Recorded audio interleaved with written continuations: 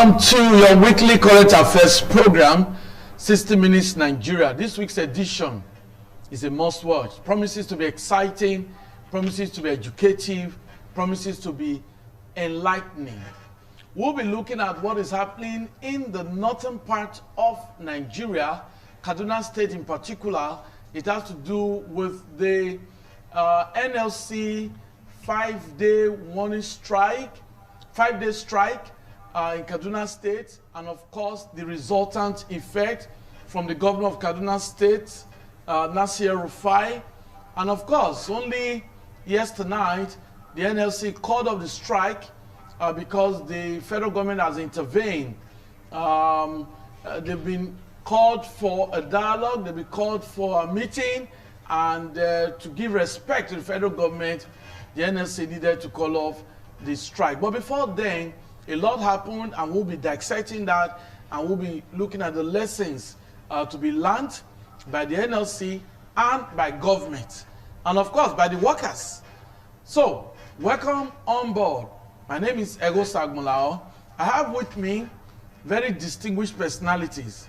I have with me a former chairman of the Nigerian Labour Congress at Edo State and a highly renowned man of God, Reverend Olu Aderigbigbe. We can also call him Comrade Olu Aderigbigbe. You're welcome, sir. Okay, so we have in the studio as well a legal practitioner who will be looking at the legal intrigues to the whole matter. Barrister Edogogo Eboigbe, nice to have you with us today. Okay, we have a politician as well, a former governorship candidate in Edo State, Bishop Akalame. Nice to have you with us today.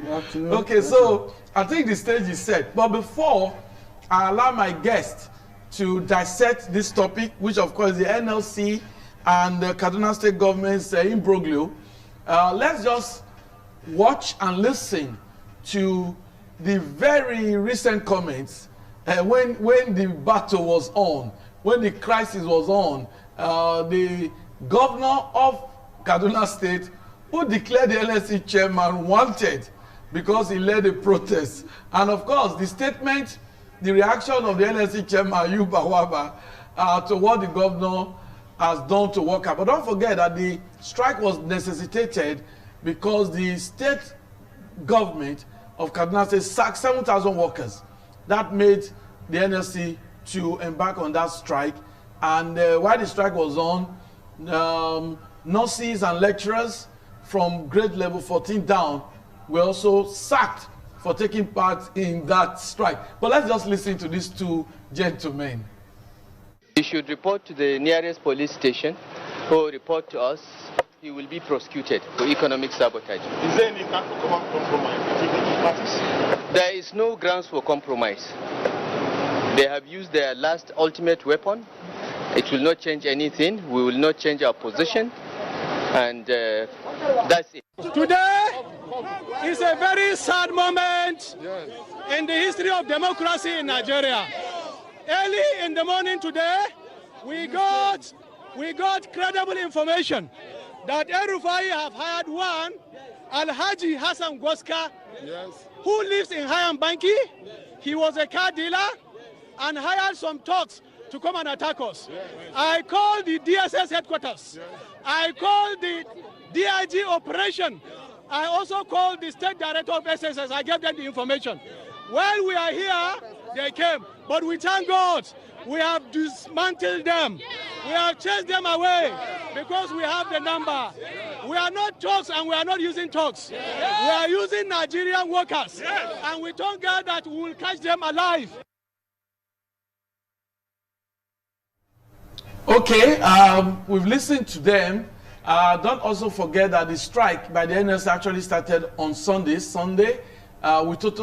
with blackout in parts of Kaduna State and no electricity because the electricity union also joined the strike in solidarity with the NLC because of the workers' strike, 7,000, like I told you. Like I said, we have a former chairman of NLC, Comrade Olu Aderigbigbe, a man of God. He will speak this time as, I don't know whether as a man of God now or as the NSC chairman. So what's your take to all of this? Well, thank you. Okay. I think, one, the NSC did not declare the strike that it was a warning strike. Okay. The decision of El-Rufai is wrong. And the workers, they have worked. And you just woke up from the backside of your bed and declare 7,000 workers sacked. It's not done anywhere. If you look at the even legal part of it, if you look at workers stroke management agreement, it's not done. The decision is wrong.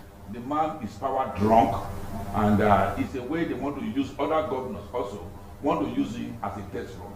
So I'm saying that the decision to sack 7,000 workers multiplied by 6. You have a child, you have your wife, yourself, a child, a relation, your father, and your mother. So you have sacked 45,000 people in that state. And then how do you want to maintain peace? For a governor of any employers of labor that cannot take care of his staff, of workers' problem, will make crisis inevitable. I think that man want to also prove or enlarge the present problem in Kaduna. If you have this incident that is happening in the country of Nigeria, it's worse off in Kaduna. All because no work, he want to introduce them. Maybe those he want to recruit for his further election. That's what he's looking for. So in a situation like this, the government decision to sack 7,000 workers multiplied by 6, their father and mother, he has succeeded in sacking 45,000 people. That decision is wrong. It brings hunger, it brings problems, it brings confusion. And anybody who wants to use his head to play coconut will not live to eat from it. So today, he has since Sunday, everybody has identified as mother sleep, and I'm sure he cannot sleep. All what you are seeing on television stating that don't worry, this and that, is just afraid. And he has regret. I'm sure he will regret that is action. If not, thank God for those who intervene. And the workers will have continued. But normally for decorum, for sense of negotiation, ends. I pray he will go, and I doubt, if you want to say, I can send somebody. But when you don't start, what you cannot end? And it's a warning to other governors, or other employer of labor. You cannot just wake from your bed and sack 7,000. It's not heard of. And this was a man who was fraternizing with labor at the time of Oshomole and Co. And they want, because they have hidden agenda, they want to come into why he is sacking people. And those state government is employing people.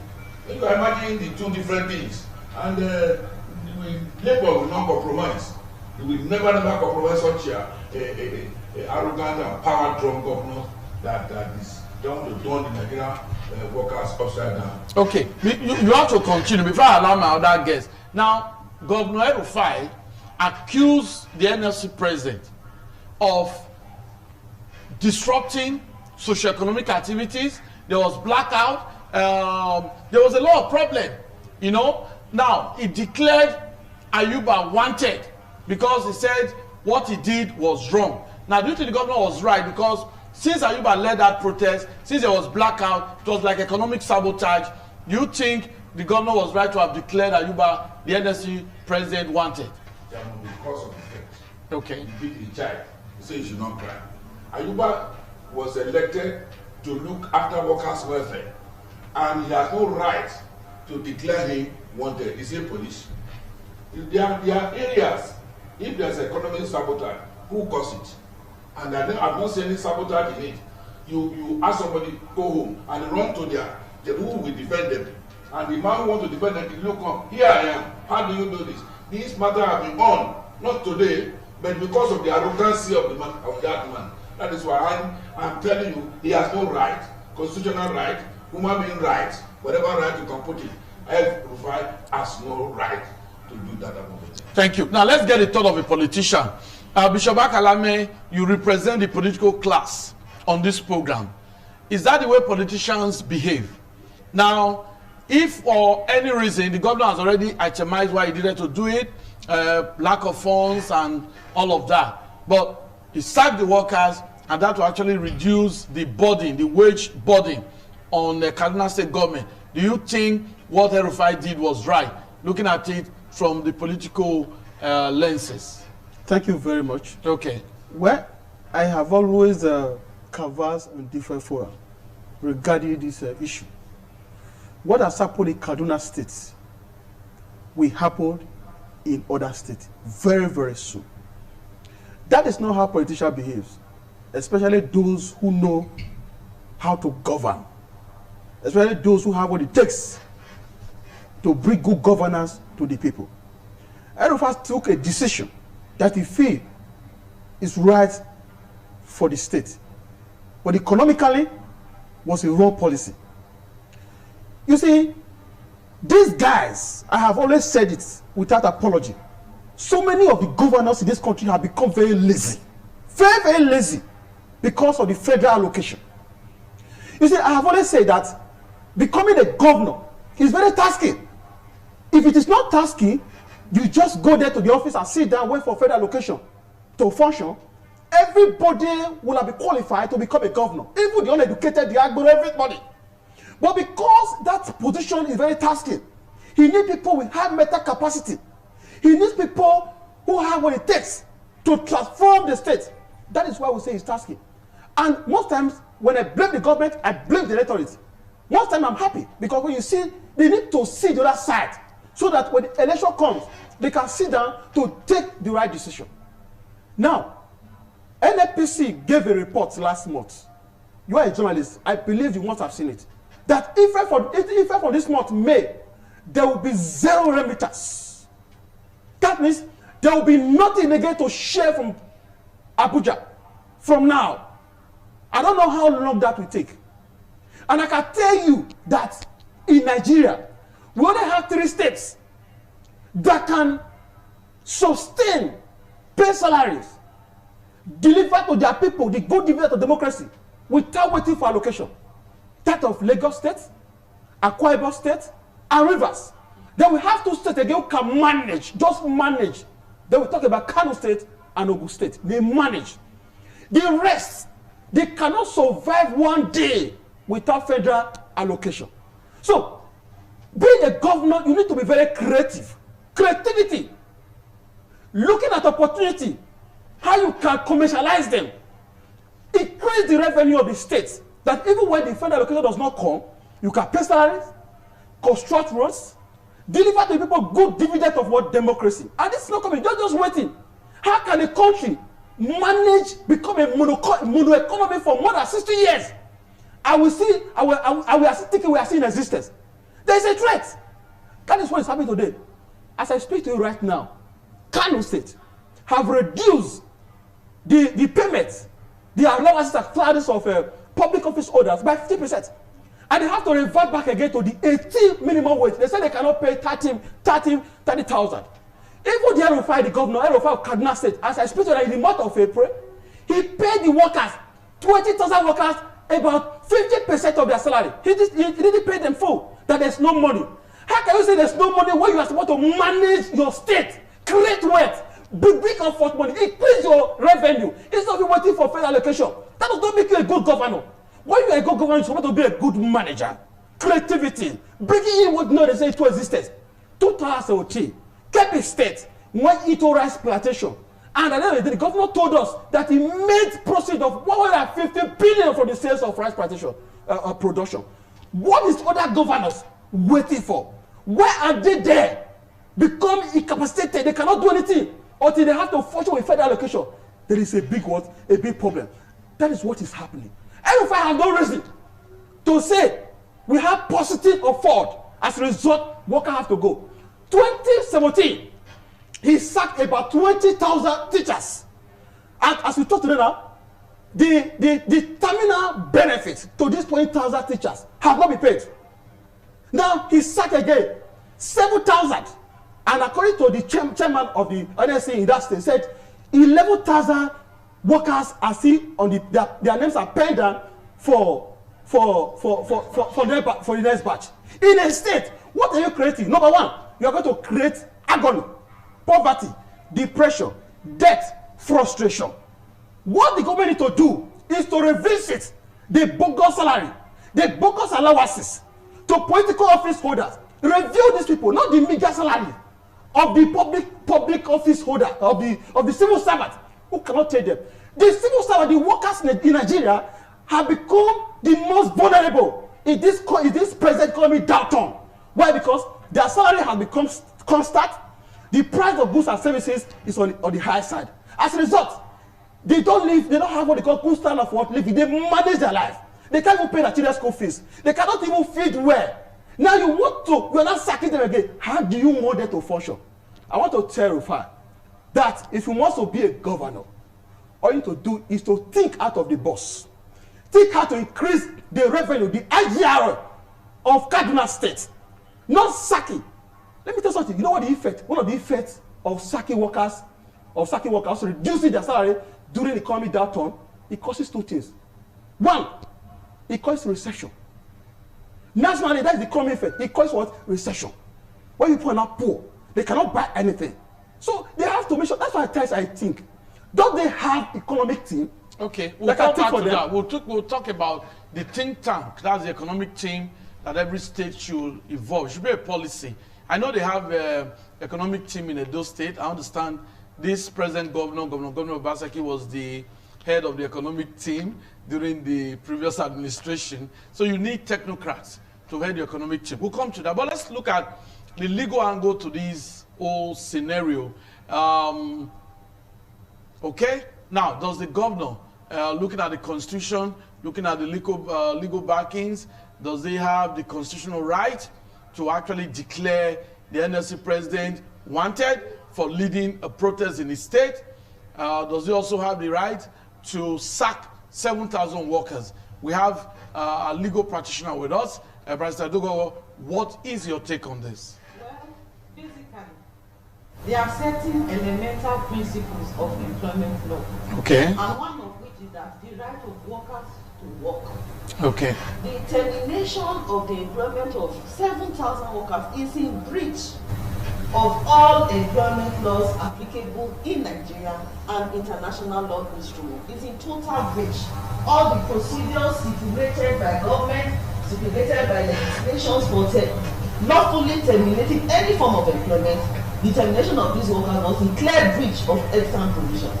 I want to say that Section 40 of the 1999 Constitution, as amended, creates the right for workers to form associations and unions. And it gives them the right to carry out any activities legally for the protection of their welfare and security and well-being in their places of work. In other words, going on strike, picketing is a lawful right of workers. Although the Trade Dispute Act in Section 18 tried to amend this provision, but it failed in the sense that Section 13 of the Constitution clearly says that any other law that is in conflict with the extant provisions of the Constitution shall remain invalid to the extent of its inconsistency. So to that extent, under international labor laws, under the Nigerian Trade Dispute Act, workers have a right to go on strike. Workers have a right to form trade unions, and then the actions of those unions in going on strike to protect their rights was clearly within the ambit of the law. I want to say that government should be careful in exercising its power. It should not go in contradiction to existing norms and laws. The actions of the Kaduna State government, to my view, is clearly draconian and it is undemocratic in any way whatsoever to unlawfully dismiss workers without following the due procedures stipulated by law. It is unlawful and it is something that every well-meaning Nigerian citizen should frown at, and by all means. And then the action of going ahead to declare a labor union leader wanted is extremely an abuse of power. First of all, he's the chief security officer, but without legal rights to declare somebody acting within the ambit of the law to declare him wanted. So all his statements were in contradiction of existing laws. And I want to say that by all means possible, workers in Kaduna State have a right to go on strike to protest against unlawful dismissal of their places of work. This is the legal answer, but morally it is also unfair, it is unjust, it is inequitable in this present situation. When you sack a worker, you have brought untold hardship to his family. Presently, Nigeria is battling and is bedeviled with the problem of insecurity on all spheres. And one of the fundamental propellers of insecurity is what? Unemployment, poverty, hunger, hardship. Nigeria is in the midst of a very serious situation, and you are going ahead to sack workers. In other words, you are creating more grounds for insecurity to flourish in the country, and this should be seriously frowned upon. Every government has a legitimate duty to protect the lives and welfare of its citizens as provided for under Section 14 of the 1999 Constitution. In sacking 7,000 workers unlawfully, that action is in contradiction with Section 14 of the 1999 Constitution. It's in contradiction with Section 40 of the 1999 Constitution. It is inhuman and against human rights laws. You are depriving them of the means to survive. You are depriving them of the rights to survive. When you dismiss a father, you dismiss a breadwinner from working, his children will suffer. Those children will be exposed to hunger. They will be exposed to crime. And I want to say that if we are having financial challenges, a leader, political office holder, the primary function, first of all, they should cut down their allowances.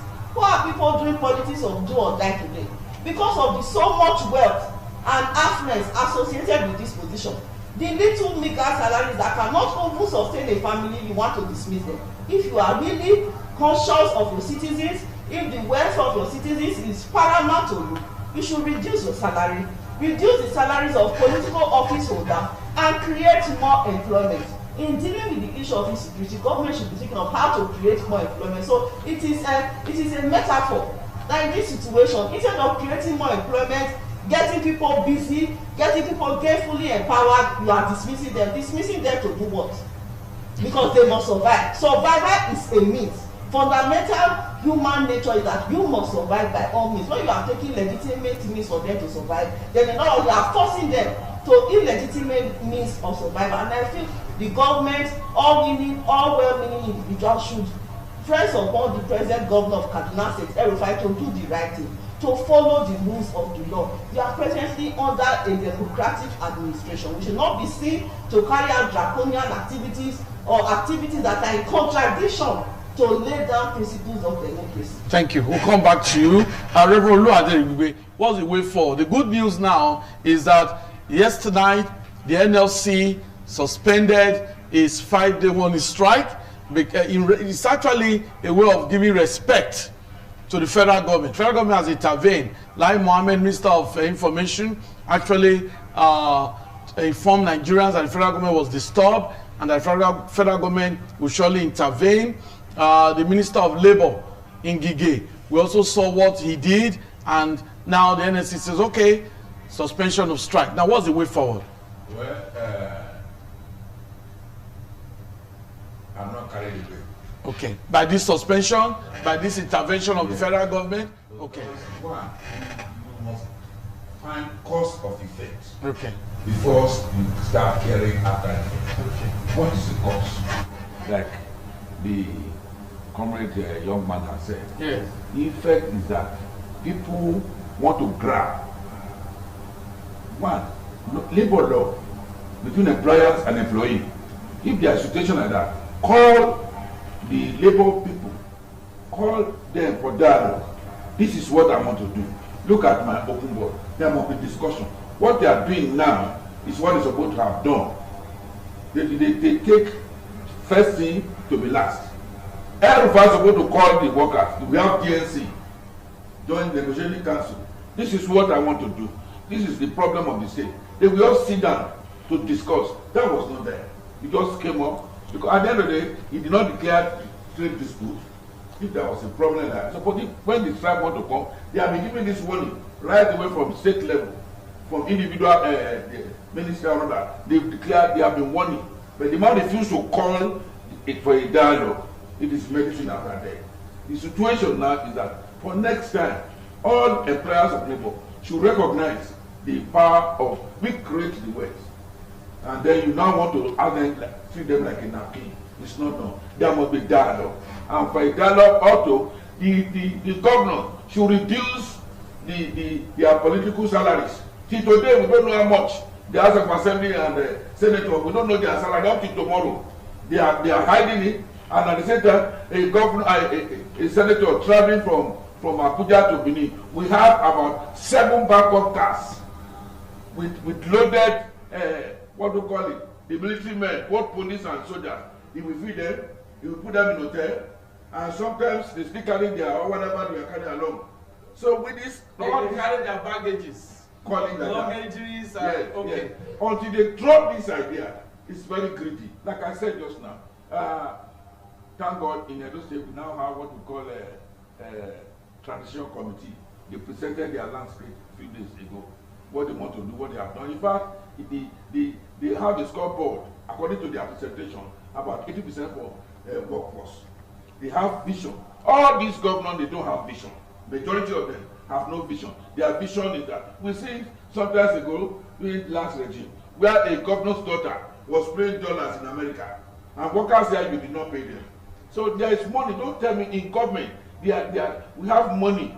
The ability to manage the money is our problem. All those he has sacked, they don't have leaders. Next time, people should approach what we call the grassroots leaders. Then negotiate.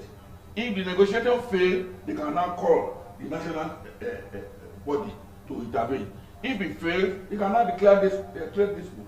He did not describe trade dispute on his own. He just wake up. That should stop. They should be able to manage. At least in the north, in Kaduna, there we have a lot of lands. If you travel, they have been traveling abroad. If you travel in America or in London, you see vast of land. You either see cattle, you either see green vegetation there that bring economic revival to the state. Yeah. From here, from Benin to Kaduna, you see forest there for nothing. They can use their initiative, like I said. They don't have spirit to galvanize how they have internal generated revenue. The another is to travel from America to London. Okay. Some people are on aeroplane for how many hours? Okay, so I'm going to come back to you, yeah. But we'll take a break now to allow us to take headline news. After that, the Rolo and then will continue.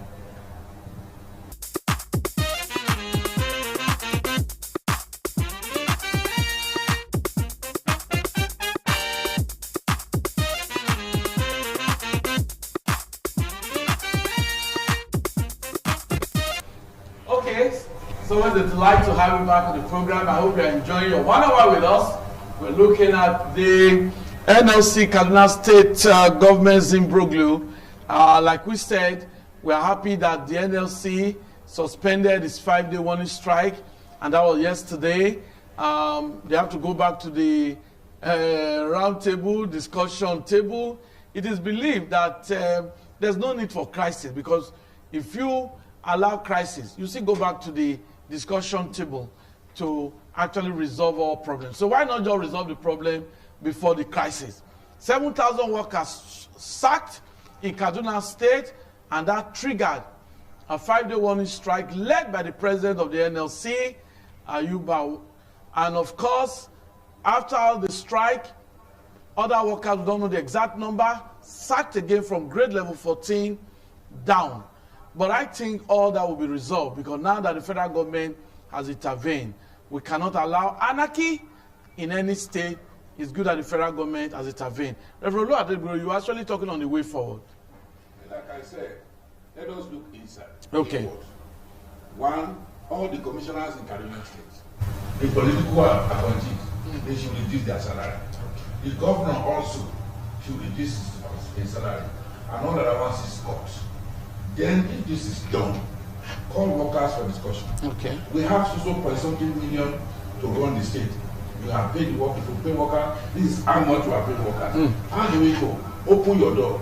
Then this time we are talking about agriculture, because everybody depends on oil. Even those that no oil in their state, they are still sharing. So why can't you carry people to farm? They have cattle there, which is more of advantage for him.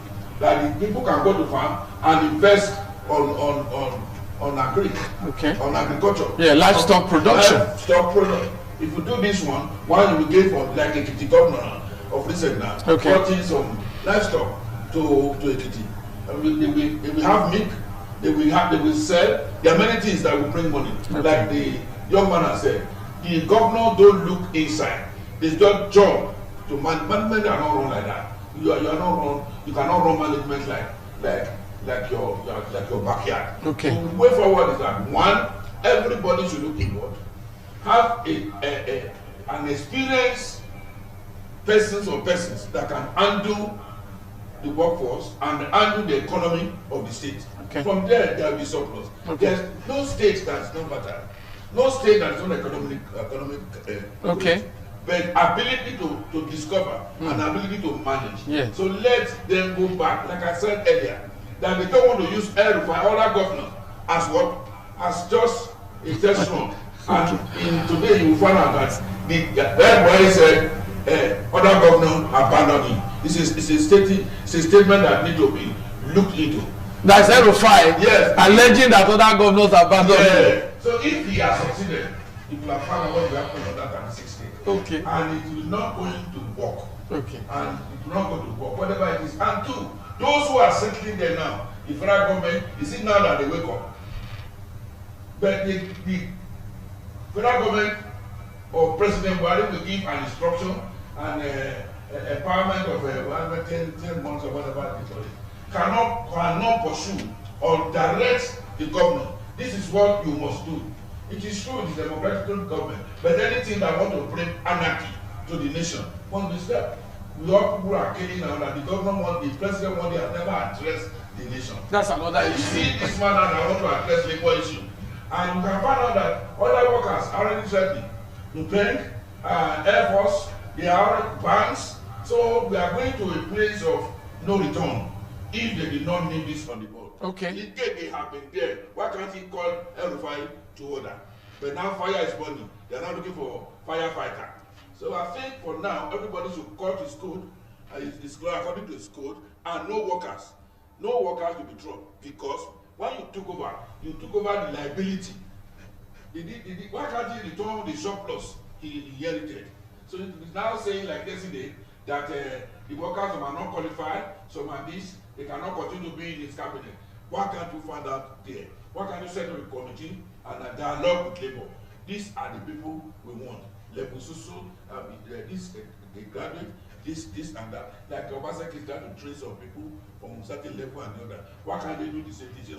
It's not the government. If Edo State government can employ workers, why should Kaduna governor be destroying or killing workers internally? So he has killed more than 48 people in the He has sacked. He has sacked. He has sacked. We must make it very clear. He has sacked. If you have no job, you're already dead. No, you can do other things to survive. Like what? You can trade. You can do other things. Is that not money you used to trade?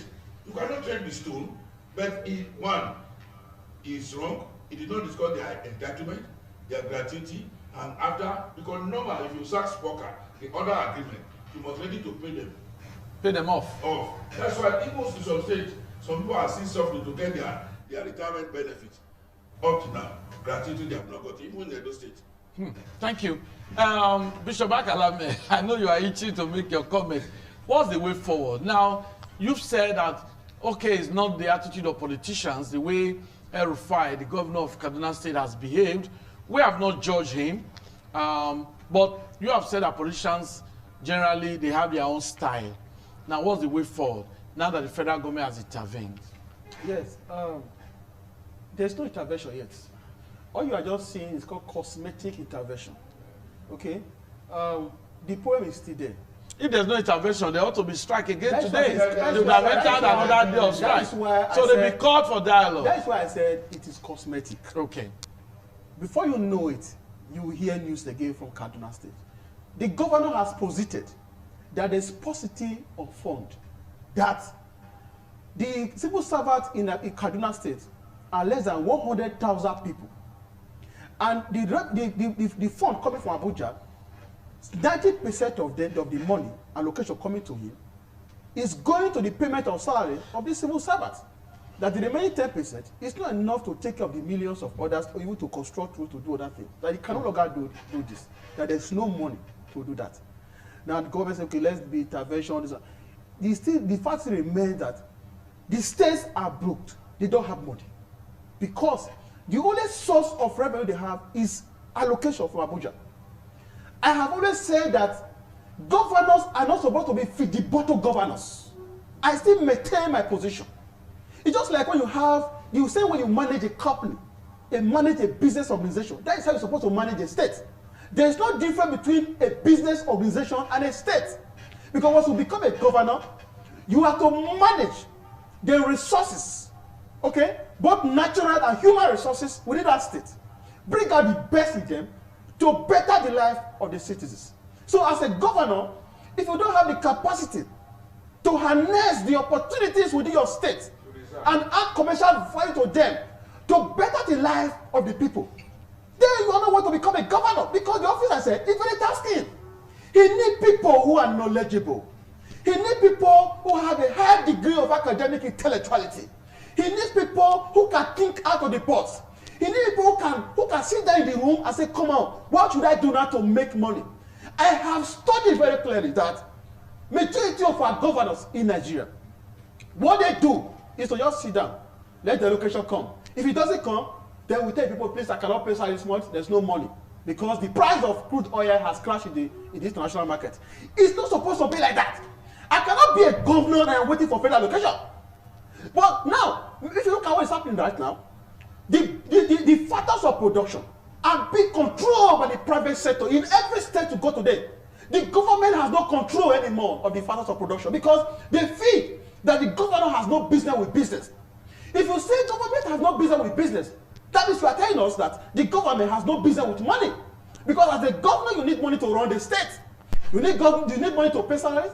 You need money to construct roads. You need money to better the life of the people you govern. So if you don't have the means to generate this money to better the life of people, then you are not qualified to be a governor. What majority of them lack today is financial structures. Majority of the states today in Nigeria, they lack financial structure. Take for instance in Edo State now. If you go to Onwa, you have fertile land for rice production. If you go to Ekpoma here, you have fertile land. Even some part of Agenebode, you have fertile land for rice production. Well, have the government taken advantage of this opportunity? There is another area money can come. So, as a good governor, what you need to do is to look the direction of production. Look into the direction of general commerce. Look into the direction of agriculture. When you do all these things, money will be coming. You don't need to wait for the government. So what the federal allocation, what they now do is they settle their mind towards taxes. How will you continue to collect taxes from people who are already be impoverished? I can't be a governor and depend on taxes as a source of revenue to run my government. It is a taboo. You don't run government like that. Otherwise, the state become poor. When the state become poor, the people become poor. Okay. Are you aware? When the state is poor, yes, the people become poor. This thing is very simple. You cannot be a governor. You see, that is why today I respect Peter Obi of Anambra State, even though it's no longer a government. I cannot be a governor, then I'm going, when after I pass Ekpoma, my vehicle I see at the hall. It's not possible now. I'm at Ekpoma. Some of my vehicle, they are seeing the hall following me. That is economic leakage. This is economic what? Financial wastage. As an accounting scholar, I can tell you that. But is that not part of benefit of office? Benefit of office? Let me tell you something. Let me tell you something. There is nothing like benefit of office. That's why I see the electorate. Most times, even though I weep, I lament for them. At times, I see smile at what they go through. At times, you know why? They have to learn lesson. Where has they stand on their feet to say, "Oh, it is only those who have money to give to them during the election that they are going to vote for"? The JTC people have ideas. The JTC people have what it takes to bring to the table for them. Are you saying El-Rufai is not having the intellectual capacity? Let me tell you something. With all the degrees that he has. It's not about degree. That's why I'm missing it. It is not degree. Majority of us will not read. We don't read. Having a PhD does not qualify you to be knowledgeable. It is not that. You see, there are people who have not gotten degree, who have not even gotten degree or gotten PhD. They are very vast. You know why? They read. There are things they don't teach you in the higher institution. They will never teach you in the higher institution to make money. But when you come out of that place, there are books you buy how to create wealth. You go for seminars, self-development. You can imagine what that kind of person who have gone through the stages of this life now become a governor of a state. The people will be smiling when you mark them on the road. When you say sorry, say don't worry. If you match an organ man on the leg, if you think sorry 5 times, he will say stand abusing you because he's hungry. Yes. There's no food in his stomach. Okay. He has not paid school fees. Yes. Because the governor of that state has failed. We'll come back. If the state has not fund, the people wallow in abject We'll come poverty. back to you. Barrister Idogogo is also a law lecturer, not just a legal practitioner. Do you agree with Bishop Akalame? He said having a PhD does not mean you are knowledgeable. So what's your take on that first? Well, I want to agree and disagree. Okay. Because by the time you study and you have a PhD, it only means that you are highly knowledgeable in a very limited area of study, in your own area of study. In other words, you can be very knowledgeable in a particular area of study, but in the other aspects you may be a novice. Okay. You have answered that. Yes. For you to have studied to that level, you have the capacity to also study other areas of knowledge. Okay. So you have answered that. Now, what's the way forward? Looking at the topic we are handling, the Kaduna state scenario. I have to say that the issue in Kaduna, to my understanding, is not the absence of funds. It's only a play out of a breakdown in institutions. Ordinarily, there are 3 arms of government for the purposes of checks and balances, and that has completely failed. Ordinarily, legislators ought to debate on a particular issue before the government can pass it out or declare it as a law and what. Okay. But because institutions have failed, checks and balances have failed, the government now understands that he can take out actions and there are no consequences at all. Whereas in civilized jurisdictions, no government can come out and take this kind of draconian action. The moment he tries it, he will also receive draconian penalties for his action. So first of all, institutions of government must go back to restructuring. They should perform their role. The judiciary should be there to implement and enforce the law. The legislators should be there to check the actions of the governor, of the executive, so that the governor cannot on his own simultaneously declare or dismiss 7,000 workers without penalties. Then secondly, in the issue of finances, our politicians are rich. How much goes for security votes? With all the insecurity bedeviling this nation, you need to understand the amount of money set aside for security votes. The problem being played out when workers are dismissed, it simply shows what the disparity between the political class and the people in the country. The politicians largely have no idea what the lower class, what they are going through. So for you to collect the little food they have and add it to your own, I think it is highly draconian. We should learn to have governments that are more responsive. Payment of salaries will do nothing, little or nothing, to the finances of any sector. When you look at the allowances of political class holders, when you combine just that of a few members of society, it can adequately cater for the salaries of the teeming population in Nigeria. What we should have now is that we should have legislators that are active to their function. When the executive acts in contradiction to well-established laws and principles, legislators should be able to recall them. But in Nigeria, has it ever happened that a political leader was being recalled? In civilized jurisdiction, when the government lacks the capacity to adequately cater for the welfare and security of the citizens, it will naturally resign. It's only in this part of the world that people remain in office no matter what is going wrong. Insecurity is everywhere. People are dying. There is endemic hunger. There is poverty. There is frustration written on the faces of people everywhere. But government grows richer and richer and richer. And the little people have to survive on. The salaries are likely not enough for effective survival. Government is taking it from them and nothing is being done. Is it the work of the labor force to start protesting before the society will know that something is wrong? What happened to the judiciary of that state? What happened to the legislators of that state? They are sleeping on their duty. So institutions of government should become responsible. We should develop governments that have what we call apathy for its citizens. When the government doesn't have any form of sympathy, they don't care what you are going through. You are driving, you see so many forms of uniforms of people collecting taxes for a government that has done very little for me. I feel it is unfair. It is injustice. It is inhuman. We should learn going forward to elect governors that are responsible, that are responsive, that have sat where we are sitting, that have stood in our position of lack and want, so that when they are taking action, they should know that this action have enduring consequences. Some people will die from hunger. These people that can be dismissed, if they are not recalled, they will die from hunger. Healthcare in Nigeria is never free at any level. Medical drugs are never cheap at any level. Yet, governments are receiving so much, while the hard-working citizens of Nigeria are receiving very little, and they have to go through the stress of watching so many taxes left, right, and center. Thank you. You Want to park, they collect money. Thank you are driving, they collect money. Thank you, Barrister. I can see that the issue of taxes is an issue that we must look at, but not on this program. But I want to thank my guests. Time is not always our friend. How time flies. 1 hour of your time with us, I hope, is worth the while. I hope you've enjoyed your time with us. I want to thank you, Barrister Idogogo. I want to thank Reverend Ulu Aderigbo. You are looking so young, and you just celebrated your birthday. Congratulations. Yes, very active, a comrade, and a labor leader in Edo State is still agitating for labor welfare. That's a good one. And of course, Bishop Akalame, a politician, he has represented a political class, and he has said all politicians are not the same. I think that's the takeaway on this show. Thank you for coming, Bishop Akalame. And my viewer out there, I hope you've enjoyed your time with us. If you did, by God's grace, next week, we'll be looking at another national issue on the show. Until then, do have a wonderful weekend ahead. Bye-bye.